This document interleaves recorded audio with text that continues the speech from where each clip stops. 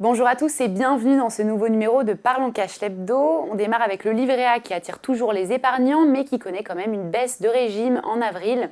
Selon les chiffres de la Caisse des dépôts, les Français y ont déposé 2,33 milliards d'euros de plus qu'ils n'en ont retiré, un niveau élevé mais en dessous des mois précédents. Rappelons que la collecte nette s'établit à 4,17 milliards en mars, à 6,27 milliards en février et à 9,27 milliards en janvier. A noter que son cousin, le livret de développement durable et solidaire, le LDDS, enregistre quant à lui une collecte nette de 1,15 milliard d'euros. Et on poursuit avec le succès du PER créé par la loi Pacte de 2019. Ce nouveau plan d'épargne retraite est un grand succès selon Bruno Le Maire. 7 millions de Français y ont souscrit pour un encours total de 80 milliards d'euros. L'objectif, rappelons-le, était fixé à 3 millions de souscripteurs à fin 2022 avec un encours attendu de 50 milliards d'euros.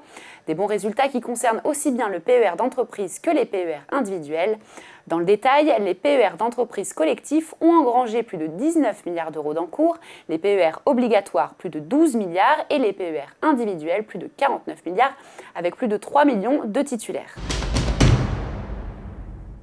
Et on termine avec cette bonne nouvelle pour les voyageurs SNCF impactés par la réforme des retraites et ses grèves à répétition. Après le remboursement d'une partie de l'abonnement des usagers intercités, la SNCF fait un geste en direction des abonnés TGV. Le remboursement variera de 15 à 50% en fonction de chaque cas. La compagnie regardera par exemple la ligne empruntée ou encore la fréquence des voyages.